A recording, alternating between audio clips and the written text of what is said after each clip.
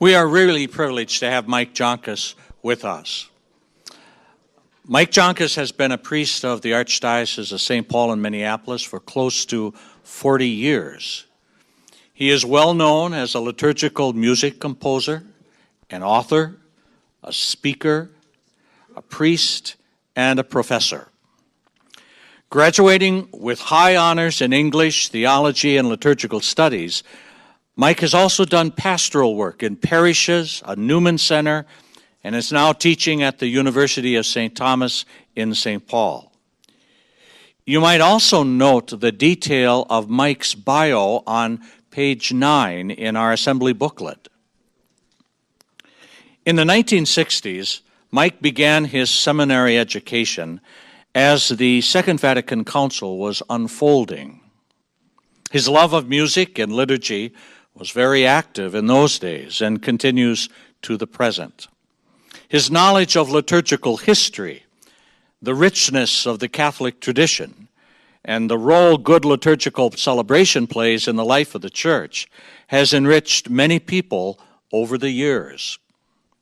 In particular, Mike has a passion for what happened at Vatican II, which is further being enriched by his colleague at St. Thomas University, Massimo Fagioli. His talk this afternoon will deal with the issue of needing to read the signs of the times 50 years after the Second Vatican Council and interpreting those signs in the light of the gospel. You will find on page 55 of your booklet a place where you can make notes. Please pay attention to your own thoughts and feelings as we listen to Mike's message. After Mike has completed his talk to us, we'll give some time for processing your thoughts and feelings at your table. Then we'll open up for some questions. Welcome, Mike.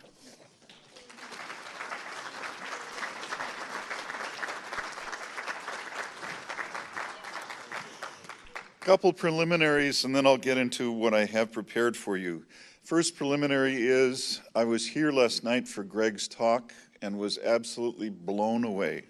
It was spectacular, and mine will not be. He spoke from the heart to the heart. I'm warning you now, I'm speaking from the head to the head.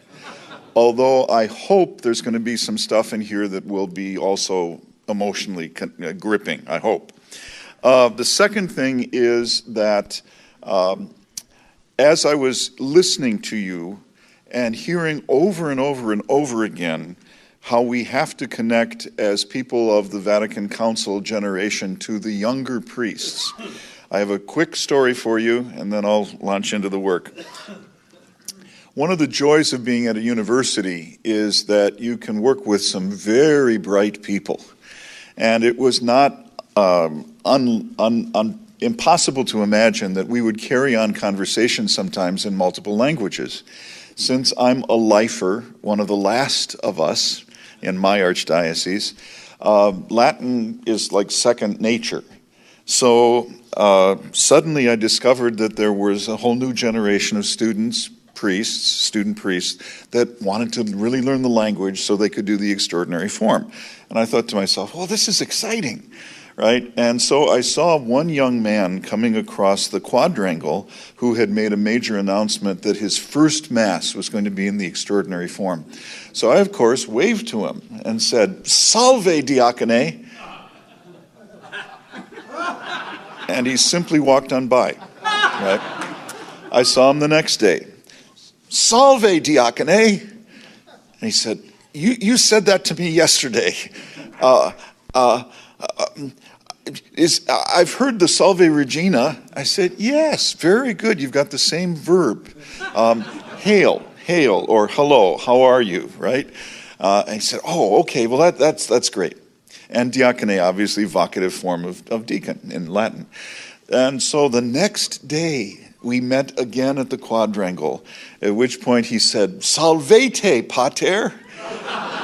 And I said, "I may be fat, but I am not plural." So there is possible to have these interchanges. Okay. Well, here we go. I suspect that the talk I'm about to give is not one you'd expect from a liturgist. A liturgist, after all, has been defined as, quote, an affliction sent by God so that those who had not yet suffered for the faith might have a chance to do so, end quote. In fact, we liturgists are a band of academic and practical explorers who are interested in all aspects of the history, theology, and pastoral practice of worship. But the question remains, why have someone who's a professional student of worship speak as we reflect on Gaudium et Spes? Shouldn't I be addressing Sacrosanctum Concilium instead? Well, I confess that I'm addressing you not in my capacity as a professional liturgist, but just as a brother priest, rejoicing in the 35 years I've been exercising the ministry of presbyter in the Archdiocese of St. Paul in Minneapolis.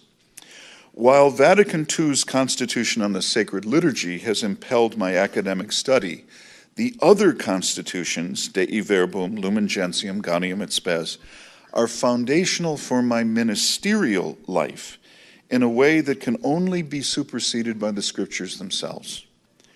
I reread one of the four constitutions every 6 months, and I find myself not only in awe of the prescience of the Council Fathers, but employing the documents as an examination of conscience. Has my celebration of the Church's liturgy given glory to God and sanctified the faithful with their full, conscious, and active participation? Have I immersed myself in the Scriptures, interpreting them through the multiple kinds of criticism the Church has approved, so that my life and preaching will always reflect the Word of God and not simply my own prejudices? Have I positioned my ministry as service to the pilgrim people of God on their journey to God's kingdom, or have I limited my ministerial activity to my own comfort zone? And finally, have I faithfully and consistently read the signs of the times in the light of the gospel with the help of history and the Holy Spirit? Well, in plain English, the talk I have prepared for you should be titled, The Joy of the Gospel Confronts the Griefs and Anxieties of the World, Luctus et Angor. Remember, Greg told us last night, it's not just the first phrase of the Constitution, but the next phrases we need to pay attention to, suffering and anguish. So, the joy of the gospel confronts the griefs and anxieties of the world. Notes for a constitution on the role of the church in the postmodern world. So, I'll presume the ecclesiology already addressed in Lumen Gentium and Gaudium et Spes, and instead concentrate on reading the signs of the times a half century after the pastoral constitution was promulgated. I'm going to follow the organization of part 1. I'm only going to deal with that. If I deal with the whole document, we'd be here for 2 hours. So just part 1.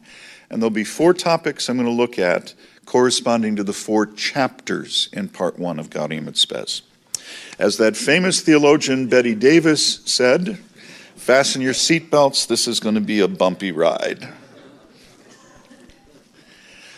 Corresponding to chapter 1, which was statements the church made 50 years ago about the dignity of the human person, I'd like to talk about our present world as one in which reductive views of the mystery of the human being are rampant.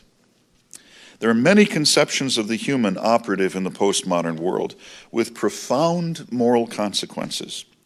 Some conceptions invite us to explore the human being from new perspectives, while many claim to solve the mystery of human being. It should be clear that our understanding of ourselves dictates what we may and may not do to one another, what behaviors are thought to be beneficial to humankind in the world, and what behaviors degrade humanity in the world. Historians can help us trace the varying conceptions of what it means to be a human from the Age of Enlightenment, the triumph of the human as rational animal, to the present rather confused landscape. I'd cite the 19th century masters of suspicion as, frankly, the profoundest influences on today's understanding of human being. Darwin's theory of the evolution of species was interpreted to mean that as animals, rational or not, we are the product of the same evolutive forces that shaped other living beings. And far from being the crown of creation, the human species may be only a temporary plateau on the journey of evolution.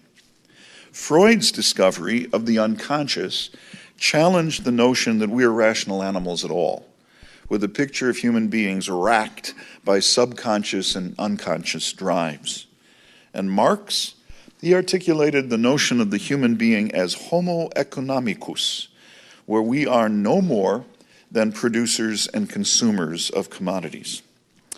Well, the 20th century brought in its own voices to the conversation. Sartre and other existentialist philosophers challenged the notion that there's any such thing as a human nature. In fact, our nature is constructed by our authenticity and our free choices, according to Sartre. Anthropology affirmed that humans are beings that both create and are shaped by culture. But as a descriptive science, anthropology does not declare a particular culture the norm for human beings, any more than linguistics would declare a particular language the norm for all verbal communication. And taking their cues from these voices, a variety of liberation movements, racial, gender, feminist, womanist, sexual orientation, classist, ageist, they have all arisen to examine the power relations of mainstream society and to critique them from the point of view of the marginalized. Now, most recently, I hope I'm at the right point. Yes. Most recently, genetic mapping has raised issues about the distinctiveness of human beings among vertebrates, in addition to the consequences of genetically modifying living organisms, from foodstuffs to humans predisposed or subject to diseases. Now, I stated above that how we conceptualize humanity has consequences for our behavior. If we are no more than the enfleshment of irrational libidinal desires, then it would be foolish to work to eradicate wars or armed conflicts. If we are no more than producers and consumers of goods, then accumulation and defense of one's wealth becomes the highest good. If men are from Mars and women are from Venus, but share no common nature, then human beings split into mutually incomprehensible monads with a search for a common understanding and action for the good doomed right from the start. If we are no more than walking and talking petri dishes, then any experimentation may be undertaken on humans with or without our permission. I think, in the light of this, the Church has distinctive understandings of the human that need to be expressed, taught, and debated for the good of humankind itself. The Council Fathers in Chapter 1 of Gaudium et Spes offered a magnificent reflection on the dignity of the human person, but we must admit that many of the assertions made by the Council Fathers have been subverted, contradicted, or simply ignored in the postmodern world. For example, Gaudium et Spes 12 declares, quote, "According to the almost unanimous opinion of believers and unbelievers alike, all things on earth should be related to human beings as their center and crown," end quote. Except if you've ever talked to a radical environmentalist, what do you mean? It's one species among the rest of the species. The humans are not center and crown of anything. In fact, it's kind of bad that they would be positioning themselves that way. It's bad for the environment. The same article states that, quote, "By their inmost nature, human beings are social, and unless human beings relate themselves to others, they can neither live nor develop their potential," end quote. Yet, Many question whether the notion of sociality has anything to do with human nature, because we're not sure there's a human nature at all. Gaudium et Spes 14 confidently avers that, quote, though made of body and soul, the human person is one, end quote. Yet many now would deny any non-material element in the human makeup. Human intellect, human will, they're seen not as distinctive to our species, but on a spectrum with all sorts of other animals, and frankly, as epiphenomena of the chemical actions in your brain. So, given the amount of verbiage that the Council Fathers devote to it, one might conclude that they believed theoretical atheism is the central issue undercutting the Church's proclamation of the true dignity of human persons. But 50 years after the Council, theoretical atheism, except for a few outliers, doesn't seem particularly great as a threat to human dignity. Practical atheism does, right? I'll give you my example of that.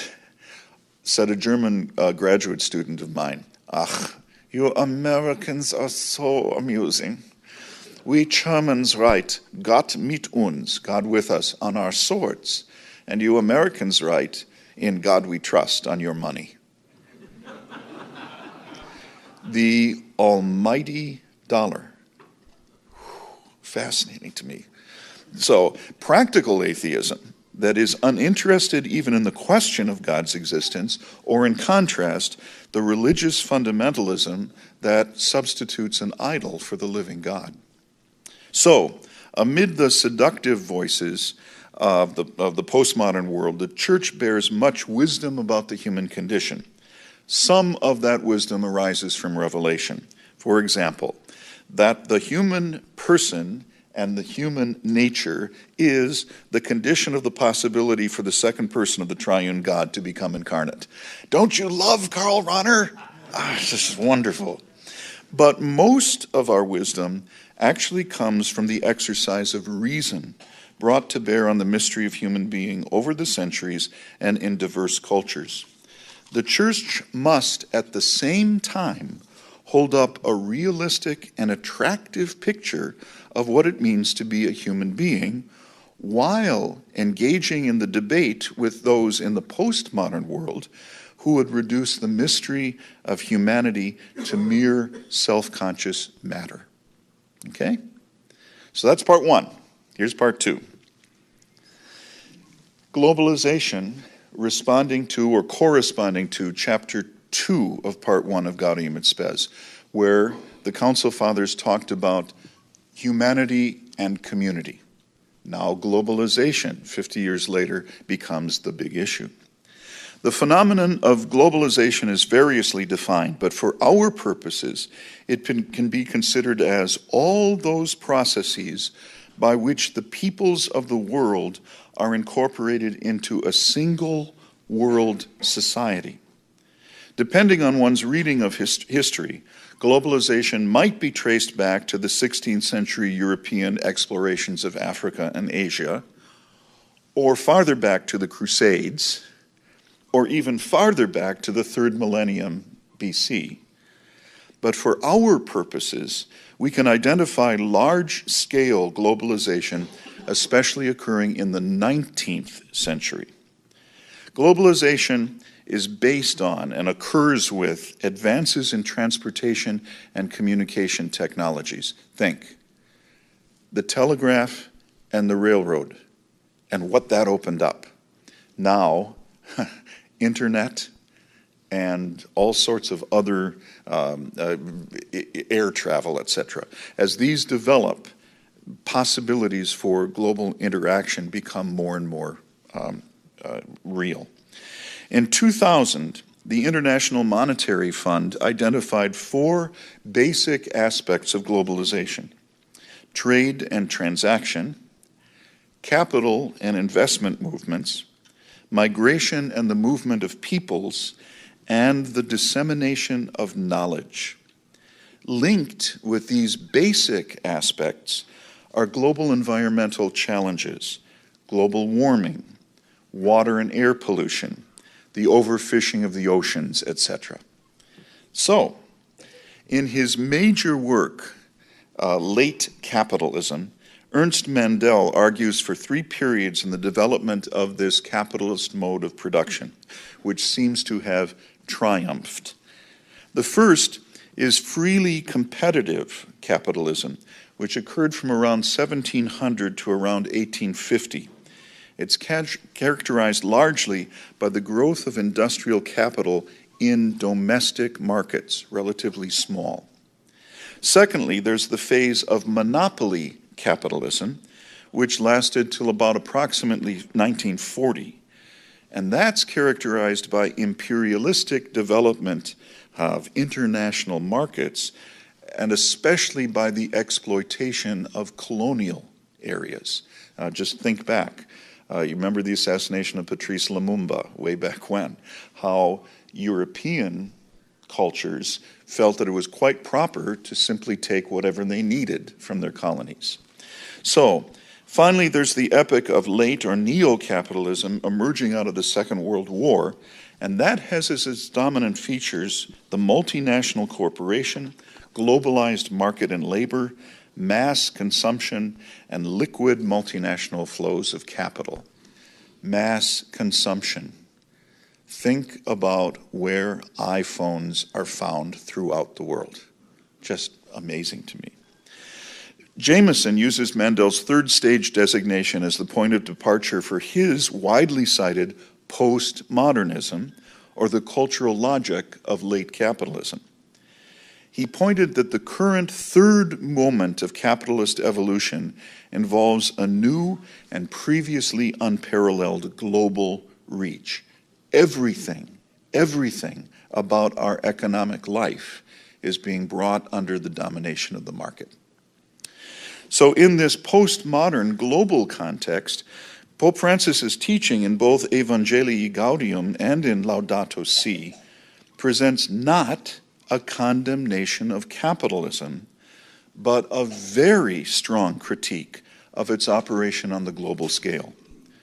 Rather than seeing our period as the triumph of neo-capitalism, or the end of history, as Francis Fukuyama called it, Pope Francis reminds us that humanity has lived through all sorts of differing periods of economic organization, and that the present dominant form is neither necessarily permanent nor beyond criticism.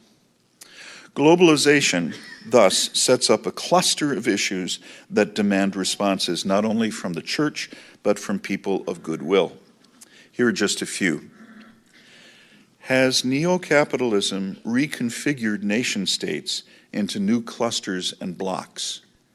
European Union, Pacific Rim nations, thus exposing the inability of individual nation-states to grapple with multinational issues.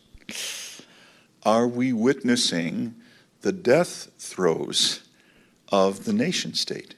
Is it that radical? Second, what institutions have developed, like the United Nations or maybe the World Court, or are developing, like the International Monetary Fund, to adjudicate and regulate the behavior of nation-states? What strengths and successes, what failures and biases do these supranational organizations exhibit? And how might they be strengthened or replaced? Finally, how has globalization transformed earlier understandings of the relationship of management and labor, of unions, directors, and shareholders, and especially for us, how will that affect Catholic social teaching?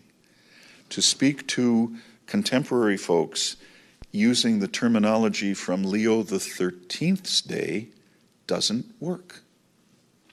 So, although they may seem utopian, Gaudium and Spes' calls for global solidarity, for action and service to the common good, and for respect for universal human rights now seems powerfully prophetic. Listen to the Council Fathers on global solidarity in a world of globalization. Everyone must consider his neighbor without exception as another self, and take into account first of all his life and the means necessary to living it in dignity. In our times, a special obligation binds us to make ourselves the neighbor of absolutely every person, and of actively helping him when he comes across our path. Can you see how Greg's talk last night is exactly responding to the call? Listen to the Council Fathers on service to the common good. Every day, human interdependence grows more tightly drawn and spreads by degrees over the whole world. As a result, the common good, that is, the sum of those conditions of social life which allow social groups and their individual members increasingly universal complexion with ready access to their own fulfillment, it consequently involves rights and duties with respect to the whole human race. Every social group must take into account the needs and legitimate aspirations of the other groups, and especially of the general welfare of the whole human family. So is ISIS a terrorist organization? Is it a liberation organization? Is it something else? And how do we, as Christians, respond to what may be legitimate desires on their part? It's very difficult to talk about, especially in our present world. Listen to the Council Fathers on universal human rights. Here it comes.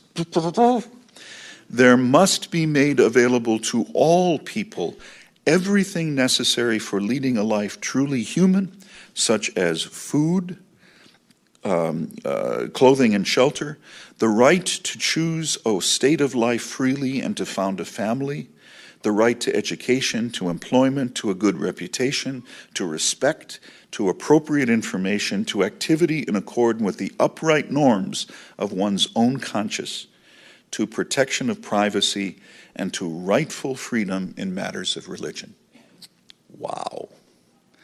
So that concludes the second part, community of life, 50 years later, the issues of globalization. Now, I'm feeling that this is pretty heavy stuff, and I'm hammering a lot of it at you very quickly. Do you think it would be a wise plan just to stand up for 2 minutes, shake hands, get the blood flowing again, and then I'll move into 3?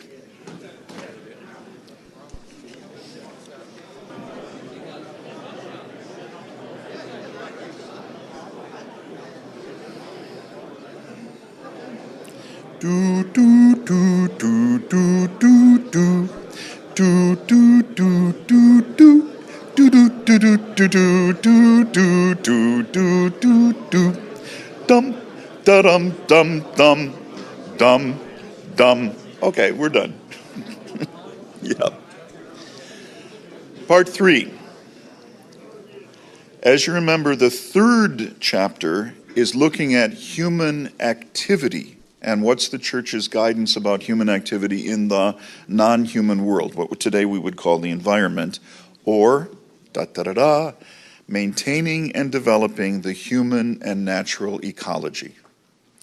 While ecological concerns certainly appear in that third chapter, there's been significant theoretical and practical development of these issues in the half-century since the Second Vatican Council. The term ecology, as is well known, is taken from oikos, household, and the term household continues to provide a key to any adequate reading of ecology.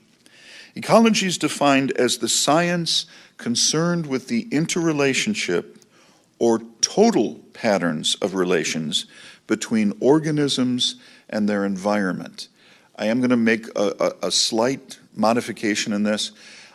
That's human ecology, because we produce an environment where non-human animals, by and large, produce not environments but habitats. They receive them and exercise their freedom within them. It's different for humans. We've got a different relationship to the environment. Although the entire encyclical Laudato Si might be considered a papal examination of human and natural ecology, a fine summary of Pope Francis's position on the topic appears in his 2014 World Day of Prayer address. And this is what he says.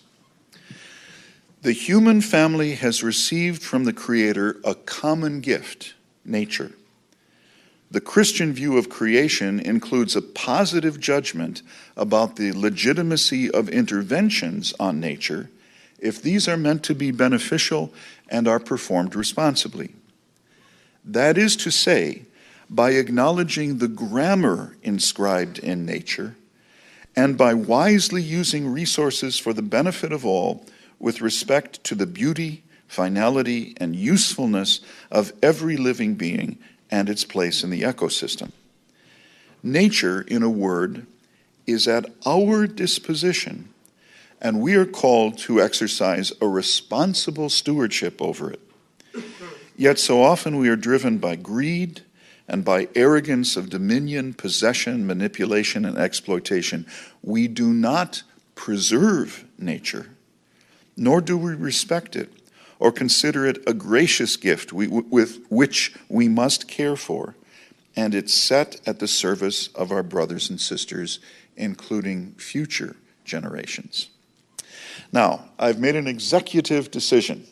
The next thing I wanted to do with you was spend a fair amount of time on David Schindler's recent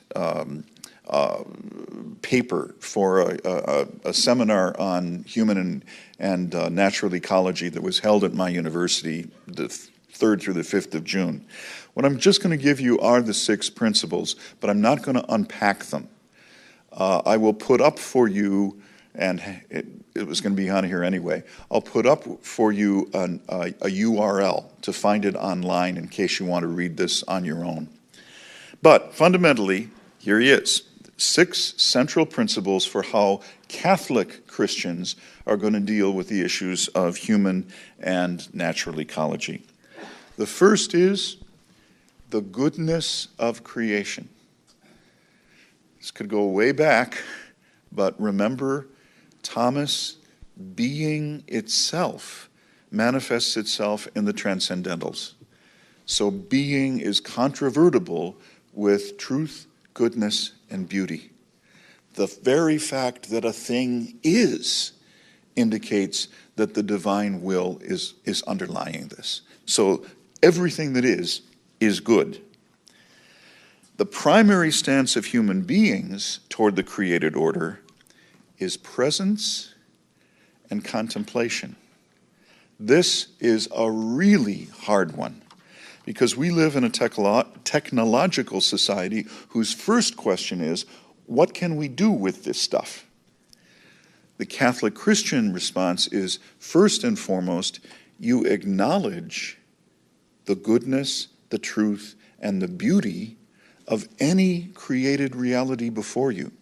You come to reality with a contemplative stance, simply wishing to be present to it before ever making any decisions about how you want to manipulate it. Thirdly, and this is hard, the analogy of being. Among all physical created things, only the human being bears a spiritual capacity, is informed by a spiritual soul. Notice angels, that's a whole other question. The human being thus bears a unique kind of truth, goodness, and beauty, hence of dignity. Human beings also have a unique capacity for generous presence to other created things as they are in themselves. The way I say this to my students, all of the rest of creation lauds, praises, and blesses the divine simply by existing. Trees bless God by being trees. Streams bless God by being streams.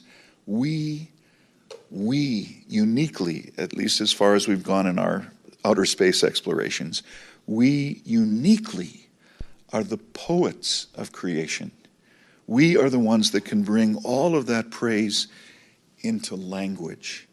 That is unique to us. So the first stance is not how do you manipulate the created things, how do you join in their activities of praise.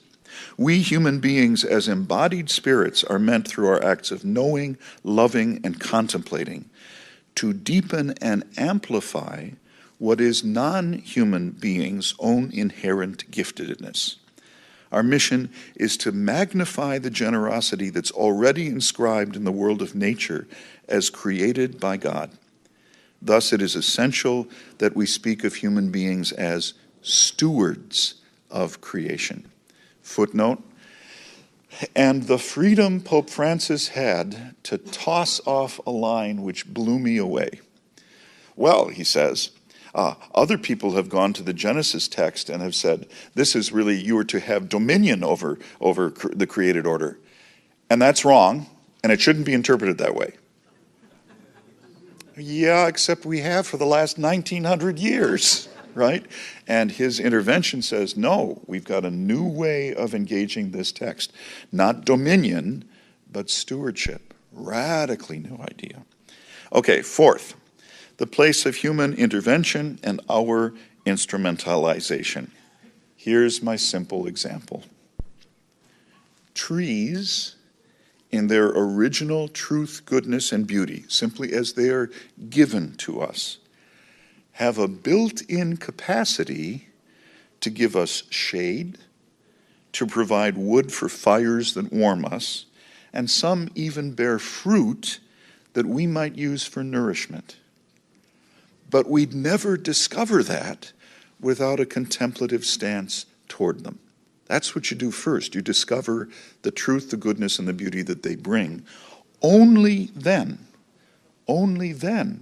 do you make decisions about how these capacities might be used, how the generosity of non-created things might be brought into fruition. Criteria now for good and bad use. Generous presence is undermined when our actions do violence to others. A generous presence becomes a violent presence when one's use of the other doesn't begin organically from within the other's truth, goodness, and beauty as given.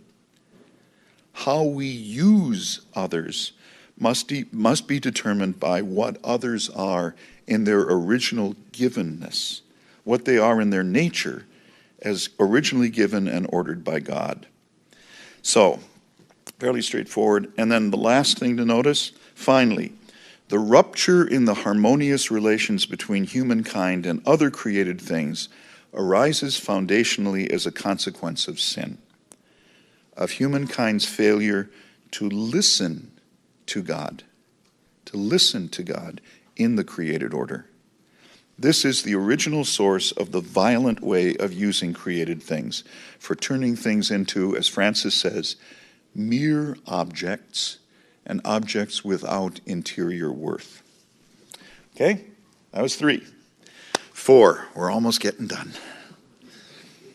4 I like because I get to, here's the resource, and as I tell you a story, if you want to copy down the resource for Schindler's Material, you can.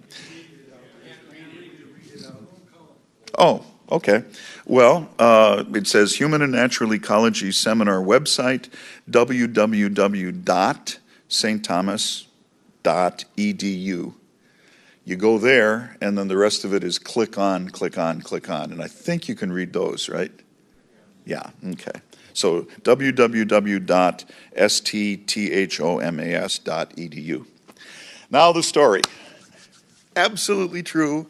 Given to me by one of my very good musician friends from this past weekend.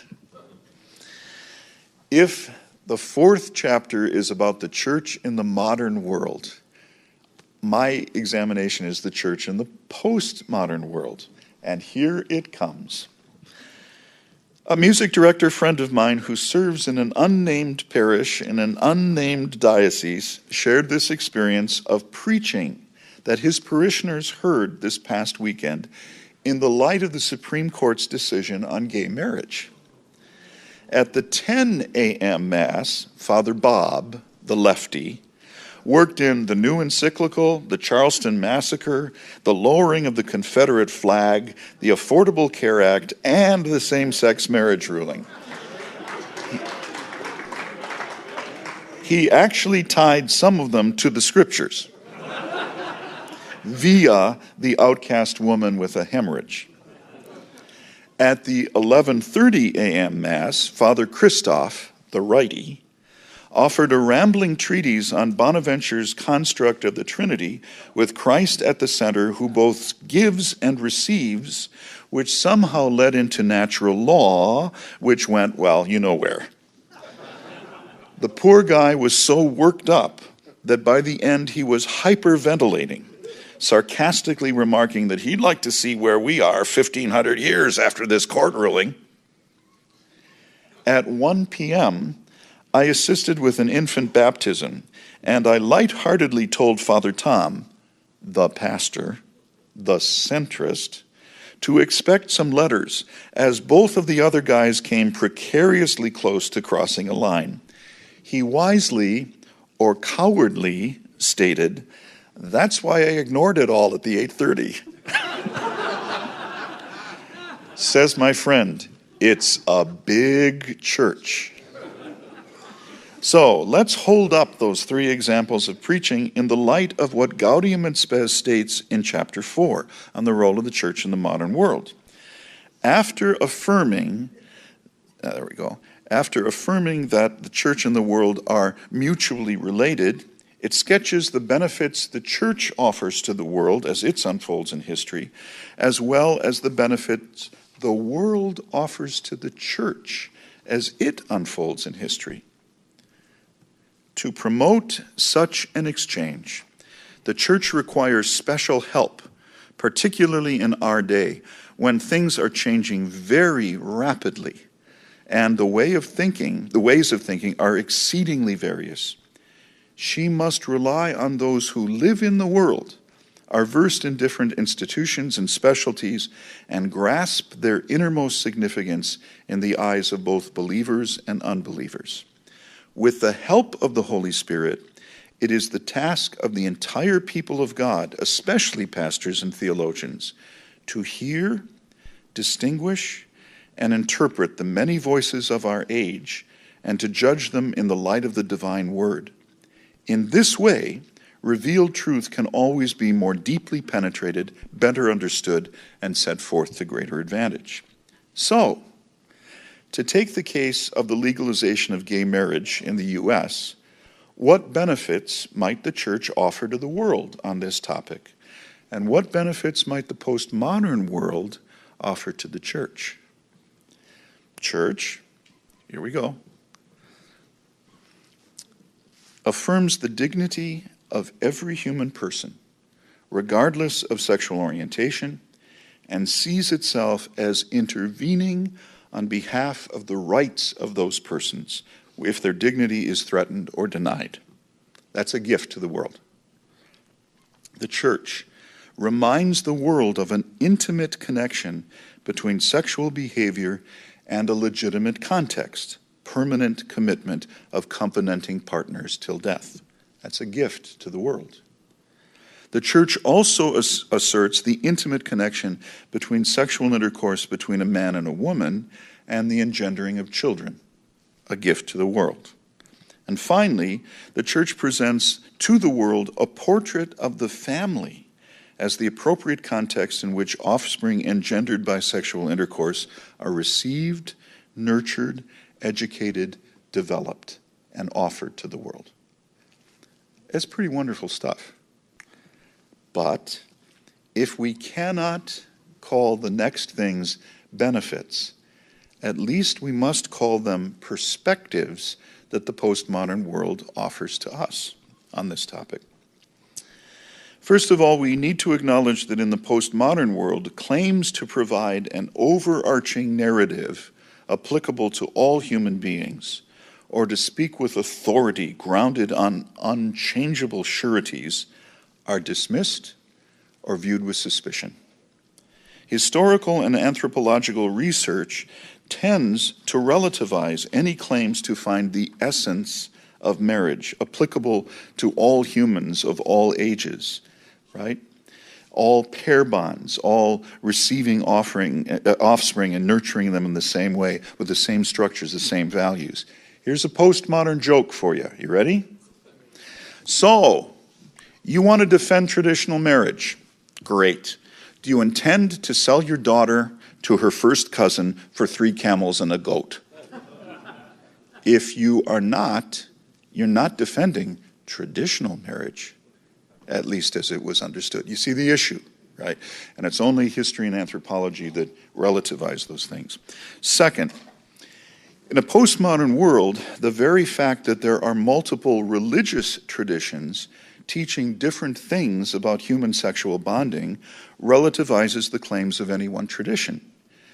Catholic Christianity, up to this point, claimed that for baptized single male and female spouses validly joined in matrimony, separation of bed and board is possible, but not abandonment of one spouse and pair bonding with another. Protestant Christians, in contrast, and Jews hold that covenanting a new marriage after divorce is possible. Some Muslim communities recognize polygamy, with the male able to bond and legitimately produce offspring with up to 4 wives, but never the reverse, never polyandry. Interestingly, some Tibetan and Nepalese Buddhist traditions recognize polyandry, female with multiple males. So how is a society to adjudicate among these various claims? Each of these religious traditions proposes particular practices, but in the postmodern world, none of them are given a priori central authority. Thus, if Catholic Christians wish to justify their marriage practices by seeing them as the embodiment of the metaphorical relation of Christ and Church, they're perfectly free to do so for their own members. What's difficult for the postmodern mind to imagine is natural law, fundamentally derived from anatomical structures as the norm for all human beings, regardless of their religious affiliation. The natural law justification for the Catholic Christian position is read by many postmodernists as a disguised religious claim. Not a claim of reason, but a religious claim. Third, Catholic Christians, since the Second Vatican Council, have recognized, even though they don't use this language, 2 ends for sexual activity in marriage. The unitive, expressing the love between spouses, and the procreative, engendering children. And the claim is that they must always be held together. However, in practice, it appears that the unitive dimension is more weighted because the Church will recognize a valid union between a male and a female, one or both of whom may not be able to engender children. The question then arises, if sexual behavior is condoned among these male and female married folk who are incapable of engendering children, why would it not be allowed for male-male or female-female pairs who likewise can express their love for each other without the ability to engender children from their pair partner? See how the postmodern mind works. Obviously, there are many other issues that postmodernist discourse raises on the topic. A way forward for the Church might be to do 2 things simultaneously. First, to acknowledge humbly that there may be something to be learned from postmodern voices, while at the same time rejoicing in the accumulated wisdom of the Church's engagement with changing forms of human sexual behavior, bonding, and reception and nurturance of and education of offspring. That would demand that we come to some agreement about how the data generated by the human sciences is used in theological discourse. We would take seriously the critiques of present practice found in sex and gender theory, while at the same time pointing out the limitations of those theories. And perhaps most importantly, we might want to seek additional fundamental metaphors and frameworks for thinking about the gifts of sexuality and marriage. What's come down to us is basically a biological model. And the structures, the anatomical structures, are seen as determining the ends. What if we thought about sexuality as language? And there are multiple dialects, but these dialects all have as their goal communication, and that communication can be transparent or rather difficult or completely opaque. It's a whole other way of thinking metaphorically, and we might be able to generate some theological reflection on it. Okay, enough. You're happy? I'm almost done. There are so many other concrete issues we could consider, but I'd like to conclude by moving out of my academic mode and suggesting one tiny way in which the church in the postmodern world might evangelize culture. Last Thursday, Marty Haugen, David Haas, and myself presented a benefit concert to end homelessness.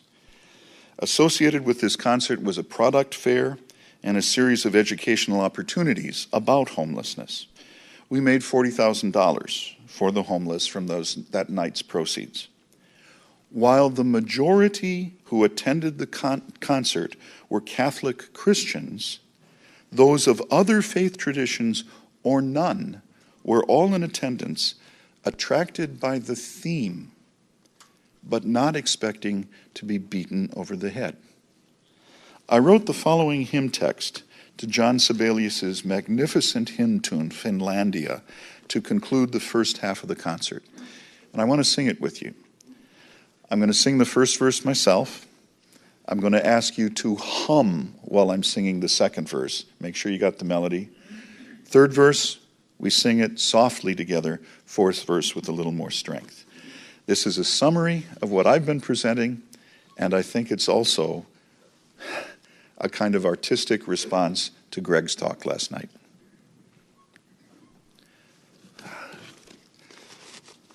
A place called home with comfort for the weary.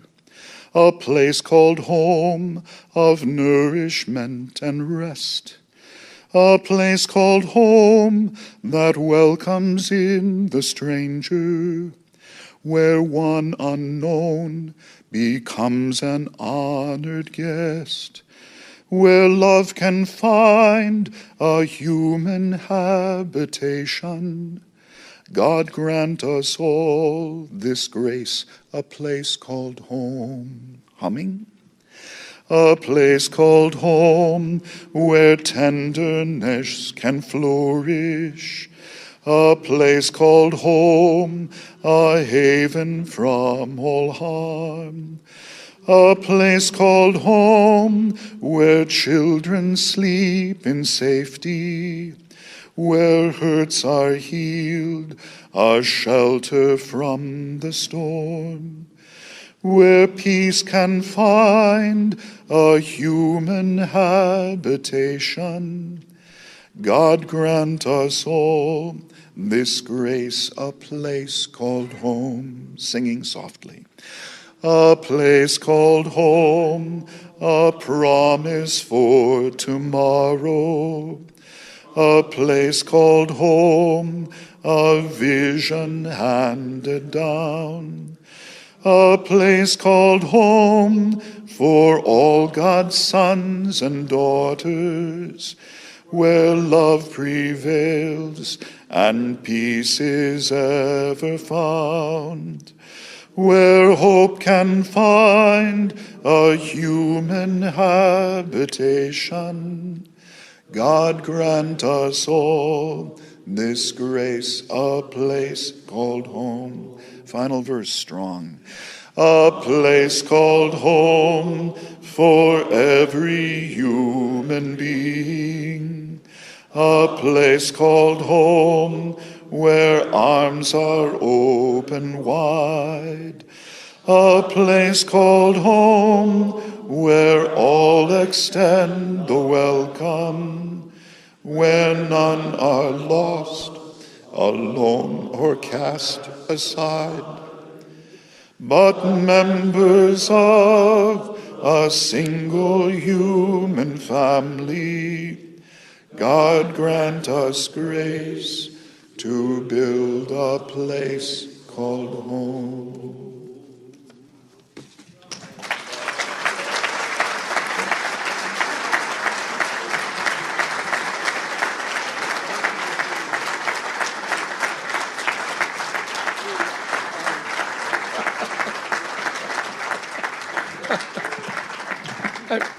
I'm just struck by what you can do when you're summa cum laude. I mean, just the profound connections to hold up a document that is, the focus of these days, and to go so deeply into each part, and then to bring it together in such a wonderful way that so resonates with what Greg talked about yesterday.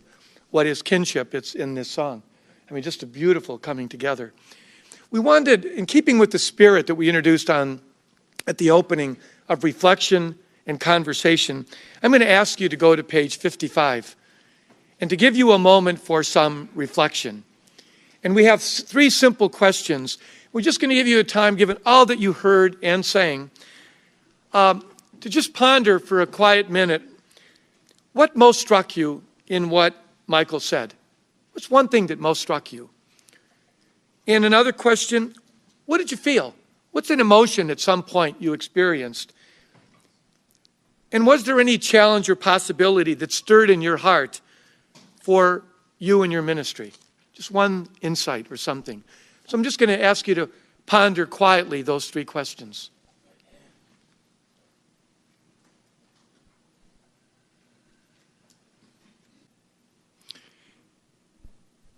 So I'm going to ask now, in terms of conversation, so we can all be in a conversation, to just go around at your tables, just begin with one person, and share one of those responses. Not necessarily all 3, but just one of the responses to one of the questions. More if you would like, in terms of what connected with you that you would like to hold up in conversation. Okay, so just pick 1 or 2 of the things you wrote down, and one by one, just go around. I'm sorry. How much time? 10 minutes. Take 10 minutes to do that. Okay? And then we'll talk with Michael.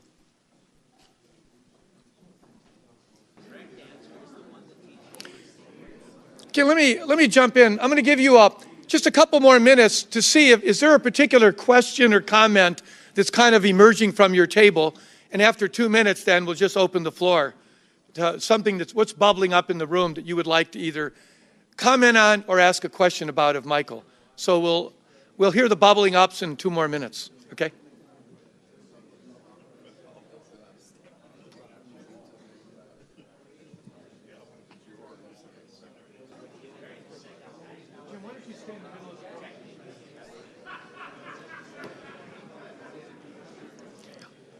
Okay, we're going to create now just an open conversation of you with Michael. If you project well, project well. If you need a mic, Jim has it. So it's up to you. Just if you need a mic, raise your hand. If you want to project from where you are, and it'll just be a conversation, comment, question, whatever you would like to have with Michael. You can use the mic because some people might not hear.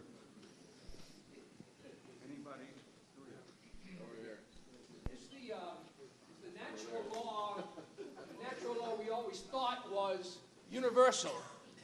And personally, I don't buy it. I've dealt a lot with people who are gay, for example, in ministry. I've seen tremendous love that they've given and fidelity and all the rest of it. It's natural maybe for us to be one way, but if someone's created a different way, is the natural law bind them in the same exact way that it binds me, for example? I'm not sure. I don't think so. That's what we learned, though, based on 18th, 19th century development of theology when we were in the seminary. Yeah. Actually, the study of the history of natural law and how it's brought into theological discourse is absolutely fascinating. Now, it's too deeply enshrined in our heritage for me to turn my back on it. I want to understand it. But its mutations are what fascinate me. So, in other words, when we are talking to ourselves, it's quite easy to affirm certain universals about human nature until we're now in this situation where other cultures, other people, other patterns become things that we have to grapple with. I love the idea when we first started with it. Well, it's what humans share with animals. That's the natural law. Nature is operating this way. And then we went to sexuality and discovered some animals have many sexual partners, some bond, some apparently have same-sex things. Well, okay, well then clearly that's not where natural law operates. Natural law operates in a different place. And we just kept shifting our understanding of the framework. But I respect it, and I find natural law thinkers to be very, very helpful, as long as they're going to also engage social science discourse in their theology. I'm amazed at your presentation, in the sense you presented almost like a lecture. Yeah. But the emotion that it brought out in everyone, or a lot of people anyway, is amazing. I just want to ask, I'm so happy that this association gives you the opportunity to speak, and you're freely speaking. Yeah. Could you do that at the university? Could you give the same talk? Yeah. Yeah. Now there would be there'd be some interesting grief that I'd get, but yeah, there would. See, I don't formally dissent. I've always been very careful about this stuff. I know where most of the lines are, and what I mostly do is ask questions. I don't think questions kill you. Not asking the questions might kill you, but this is asking questions. These are new things. The example I sometimes use with folks is really until the discovery of the unconscious, we didn't have a discourse that allowed us to reflect on it, but lo and behold, theologians post-19th century can start asking questions about Jesus' subconscious and unconscious. If that's a genuine part of the makeup of human nature, how interesting. Maybe his freedom with women, especially, how well-grounded he is in a culture which tends to be, fiercely patriarchal. Is that pure grace, or does that tell us something about how he was raised? I love those kinds of questions. Those are new things. It's not the same as second person of the Trinity and here's incarnation. I never deny any of that stuff, but I'm really interested in further speculation. I have the mic, sir. Hegemonic power. First of all, I want to say, before I ask my question, I want time. Oh, yeah, my time. That's an in-house joke. Oh. You were right there with Boyle last night in this cerebral thing, but you made it so meaningful. Oh, for me, anyway. I mean, and with that, is that a real song, or did you make it up?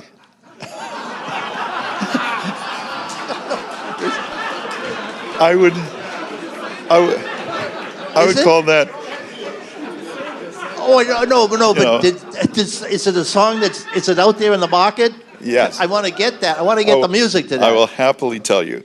The tune is actually the Finnish national anthem. It was written by one of their people, John Sibelius. Okay. And it's known as Finlandia. Okay. And it's been around for about 100 years. Okay. Yeah. I come late on the scene. Yeah. The words are mine, though. So. They're beautiful. Yeah, Anyways, the question I want to ask, and give this mic to my colleague here, is how much of Teilhard de Chardin is in your great presentation? He talks about evolution. Yeah, absolutely. Yeah. You bet your life. Yeah. And I see you as emerging out of evolution. That's why you're here. Yeah. I mean, 50 years ago, you would not be saying this. No, not with the same detail. And let me push that as well. That's one of the most fascinating things when you're trying to trace the intellectual roots of Gaudium et Spes. And we know, I mean, even Cardinal Dearden, that little transcript that you got in your packet, Dearden himself is talking about how the Council Fathers had very different ideas about what was appropriate or inappropriate in a constitution. And one of the things they were objected to was this sense of evolutionary development, because Teilhard had been, silenced for it. He is, but with also some modifications. I think the major reason, if I'm reading this right, the major reason he was silenced was because some people read his material as though saying, inevitably, the omega point must happen simply because of evolutive force. That's not it. Or to understand sin as kind of evolutionary residue. Just like there are many species and 6 of them die off for the one that really goes, well, sin's the same way. They're dead ends in evolution, and then here's the one that works. And that would be a problematic way to understand sin, I think. You have the mic.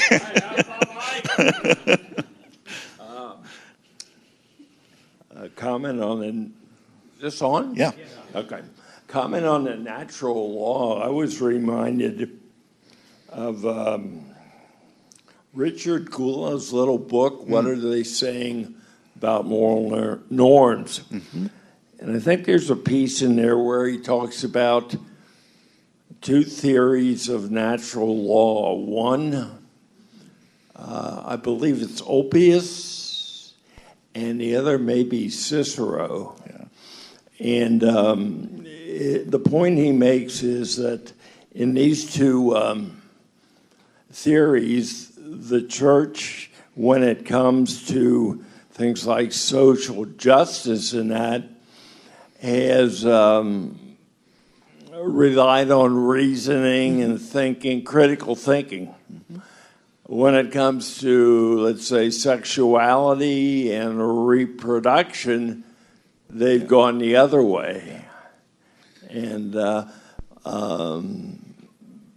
you know, I don't claim to be an expert. I'm not in natural law, but it would be fascinating just to know that. It is. If I can, I'm just going to insert, and then you can finish off the question. When I was talking about Schindler's material and doing those 6 points that he had out, he's a natural law thinker. You know, the idea that these created beings are given to the world as gift, containing certain, Pope Francis calls it grammar.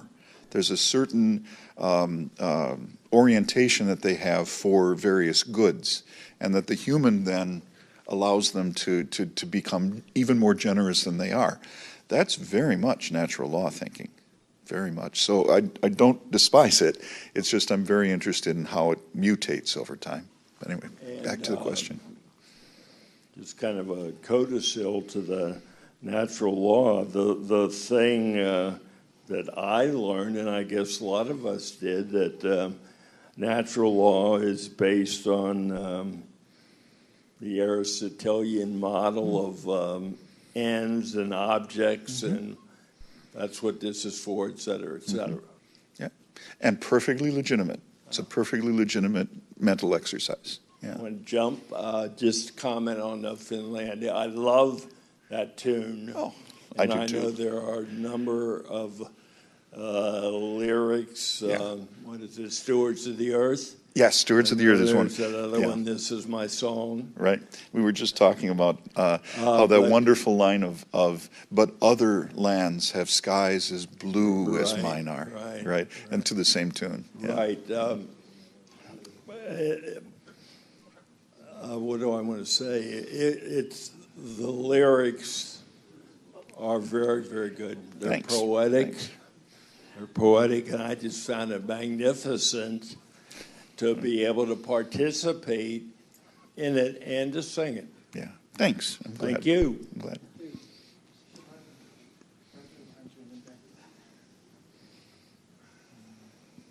My first thought was, Michael, at 3:30 in the afternoon, I wish you had your damn guitar.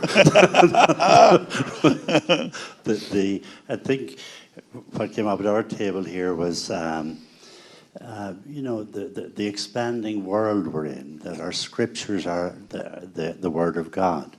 But the world in which we read them and through which we read them is expanding. And a point was made, let's be real careful about any more infallible statements.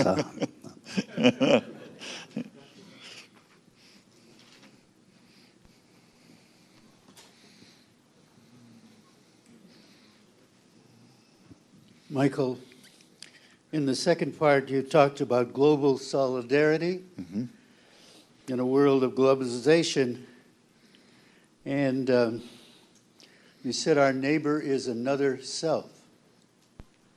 Well, that's actually what the document says. Yes. It wouldn't be the first thing I'd use. I'm sorry. But, yes. And I was thinking of what Father Greg said last night about Jesus' prayer was that we may be one.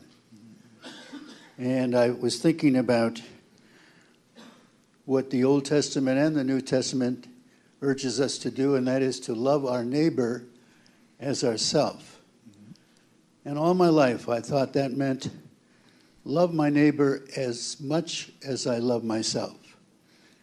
And your presentation, and Father Greg last night, brings me to the belief that it now means love your neighbor as yourself. That my neighbor and me are one.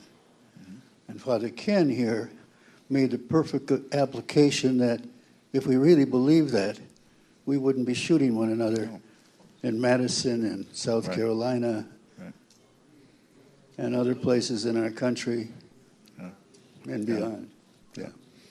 And again, just to comment on further the thought a little bit, I've always thought that was the most interesting thing about Paul's Christ mysticism, where for him, the Christ has in effect taken him over without destroying his individuality.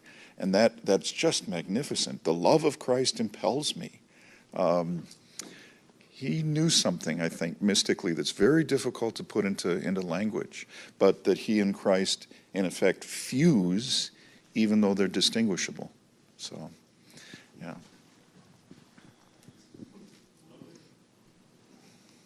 I hope I get this right. First of all, one of the members of our table had a very pithy comment. Could you just repeat it for us right here? Oh, sure. We all knew you could sing. We weren't sure you could think.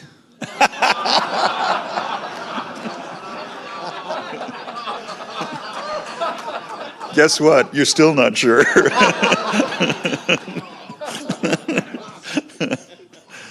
You're talking to a group of old white guys here about Vatican Council II that most of us lived through. We were in the seminary or about that time. You are now teaching undergraduates at St. Thomas. Yeah. Do you feel any difference to talking to a group like us and your normal student group? Oh, absolutely. I would not have given this to 18-year-olds. No, I presumed we had that we shared a lot of historical stuff and that we knew the documents. Every generation has a new set of educational issues that are brought forward, so I never want to dump on the students that I'm working with. But see, we were raised in a literacy education world. And for us, the ability to read extensively and hold in our minds multiple ideas and hold in abeyance a judgment on them until we came to some kind of conclusion, that doesn't exist among my students. If it can't be done on Twitter, it can't be done. And research means going to Google and finding the first 3 things that show up. And if they don't, beyond that, you don't research. So rather than yelling about that, the issue is how do you accept that as the culture in which you're now doing education and find other ways to get them excited and thinking. So I hope did that respond to what you were asking? Yeah. I'll push the other one, though. Vatican II? Vatican II is like with the Civil War and the Crusades.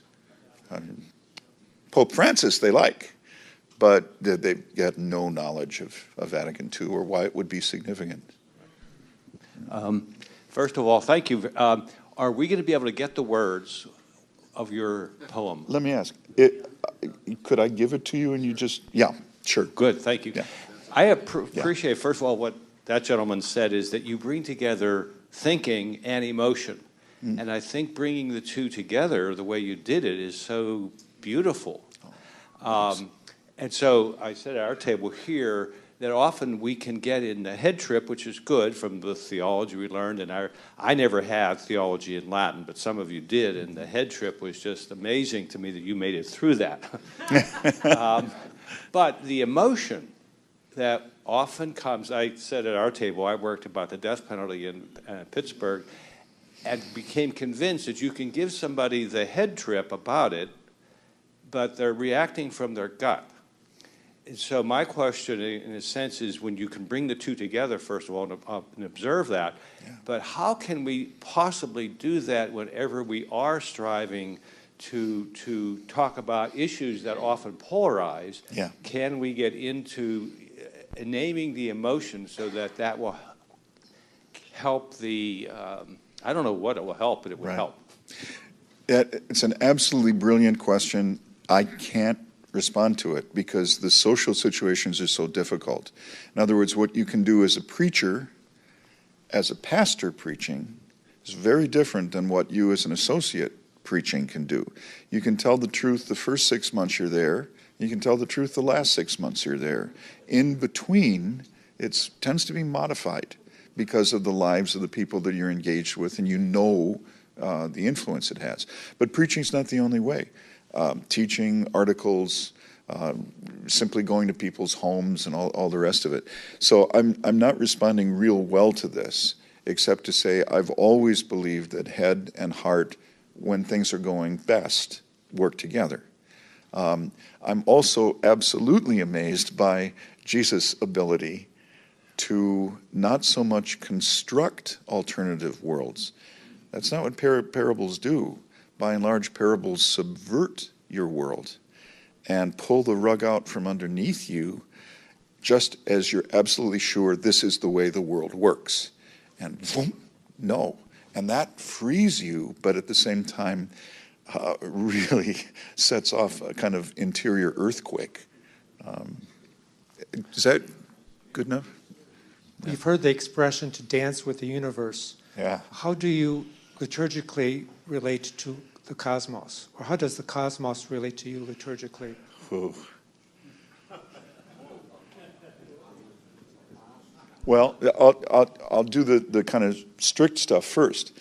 The transformation of the cosmos is the point of a liturgy that takes world, space, and time seriously. I mean, there's a reason why we're doing transformation of bread, and there's a reason why we're doing transformation of wine. The brakah that we've put into the new rite, the ordinary rite, in the old translation, blessed are you, Lord God of all creation, through your goodness you've given us this bread to offer, work of human hands, right, and gift of the field. You've got an entire theology of ecology in that phrase. It will become for us, right, this spiritual food and drink. And that brings in this transformative activity of God absolutely dancing with the universe. Now, how you think about it, is that grace inserted into the material world? Is it instead the material world revealing that at its core it is part of the divine energies? That's for further speculation. So one of the things is I look to that kind of act. Second is, especially in the Eastern rites, when you look at the Byzantine, like the Eucharistic prayer of John Chrysostom, the way the entire universe is ordered and organized, and one simply praises and blesses God for that organizing principle, that becomes another way. So texts and actions, I think, both. Am I responding at all to what you're asking? Yeah. Michael, I've been sitting here kind of pondering, because I work with our young friars who are preparing for diaconate and ordination. Yeah. I think it's kind of evolved, and I just wanted to name that I'm feeling more and more that rather than try to talk about I'm a Vatican II priest or this is what it's to really keep reading the constitutions to see what the Holy Spirit was really doing there, to offer that wisdom, but to offer it in parable form, in the sense that to know The other hard work is to really get to know what the postmodern mind is, culture that we're living in and I'm living in, and what they take for granted. Yeah. And then to offer the parable of the wisdom that was there in Vatican II to say, maybe it's not quite the way you're thinking of it. Right. So thank you. Nothing like think again. Think again. That's always a good deal. Yeah. I'll be right back. With regard to natural law, I asked the priests at our table, were you all taught that the church is the authentic interpreter of natural law, and that more specifically it's attached to an office, the office of the Bishop of Rome or the office of being in the College of Bishops? And I said, I just don't buy that. And I think something that Greg brought out when he had the homeboys with him on an occasion, and I think what he was saying is, by virtue of my office, I'm not the authentic interpreter of what you have gone through. Yeah. Speak for yourselves. Yeah. You are the ones who can give an authentic voice, having lived it, reflected upon it, and now being open to challenge from others who may disagree with your interpretation. Yeah. For me, there is no authentic interpretation of natural law attached to an office or to a title. Yeah. Thank you. You are actually magnificently illustrating two words in Greek. When authority is spoken about in the New Testament, we've got an authenteo, and you'd think that that means authentic. It doesn't. In Greek, that's really associated with the power that comes from office. Pilate had authenteo, but exousia is what Jesus has. And you remember, ousia is being. Exousia, he speaks out of his being. And that's the authority. What's so terrifying and wonderful is, who do you think you are that you dare to challenge Torah? We know the prescriptions of Torah, and you've heard it said, but I say, he's not quoting natural law. He's speaking out of his being. And I think that frees us in some ways. Now, your brilliant point, absolutely brilliant point, was you offer it, free gift, and other people accept or reject or modify, and that's how this goes forward. I love that. But then, Lonergan's my great hero intellectually, and he sees that kind of progress too. So, is that connecting? Yeah. We'll take one more. Who would like to be? I join in thanking you for an excellent presentation. I mean, and I can think of about 3 other times I've heard people who've caused me to think as much. I remember Brian Hare back when I was a young guy, and then I remember Michael Himes kind of knocking also me heroes. off with just simple statements, and you did the same. And I appreciate so much the hymn that you sang, because it just speaks of church and what the church is all about. And and it's kind of at least enabling me to see the way in which we pull back to being really what the church is called to be, at least in my opinion, the agent of change in the way that, in the sense that we make room in the public argument for the moral dimension, rather than trying to bang people over the head and say you have to do it my way. But then you get into globalization, which is something that's been intriguing me on the local level. I'm simply a parish priest, and I've been there for 46 years, and never taught in colleges or anything. But the question that I have is, do you know anything that can be helpful in this globalized society, where globalization, everybody's talking about in terms of the far world?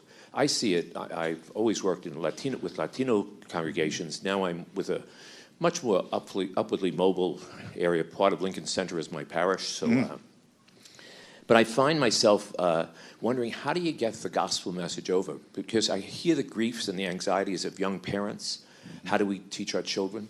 Do you have any ideas about how to use technology? I mean, is there any... that's the only way the gospel is going to be preached. Because it's not just 18-year-olds who only have that 3-minute or tweet kind of thing. Yeah. How do you... I want to put something on my website where you press a button And parents with kids, 1 to 5 can get something that's going to happen, and people who are living alone can press a button and they'd be something. I'm talking too much, but it's that type of thing because it's we hear about new evangelization. That's nonsense language because they're talking about trying to tell people to come to church. Yeah. People will come to church if there's something there for them, but how do we get out to them? I think you've already put your finger on it. You find folks who are well schooled in the use of modern media, and anybody but me. Well, yeah, but on the other hand, you've got content, and there are particular things you want. You don't want to use modern media simply to advertise the latest footwear. There's another way you want to use this, and so you talk to the folks that understand persuasion. Well, but that's where I think we have content, yes, but we don't talk about it together. Oh, good. Even in the sense of the preparation of this program, there's nothing there that's dealing with the present world in terms of how, we're the people who have to pick out the content. But if you sit down, I tried to do that once, but there's so much. Yes. You need people, and you have to talk together, and you have to pull it out, refine it. It's work. Let me slightly deflect this, because that was immediately toward podcasts and the rest. What I'm absolutely interested in is what shapes the minds and value systems. And by and large, that's also mass media.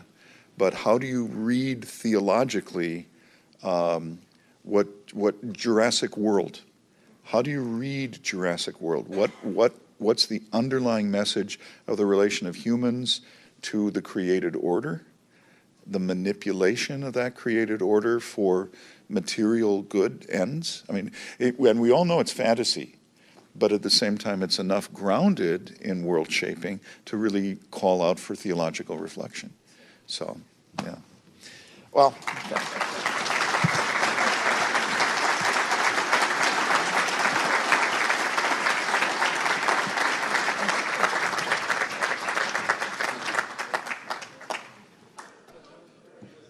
let us pray.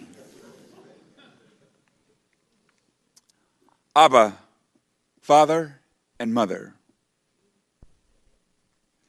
you have blessed us with a beautiful day. You have blessed us with wonderful words of wisdom, spoken to us by our preachers, who broke open your divine word to us and made them understandable for us. That we may integrate these words and become passionate in those words, to bring these words home wherever we live in these great United States. As we move onward, we take this special break to break bread with one another and to share our minds and our hearts and our love with each other. We ask you to bless this food in which we're about to receive through your great gift of love. And we make this prayer in faith through your beloved Son, Jesus the Christ, who is Lord forever and ever. Amen. Bon appetit, everyone.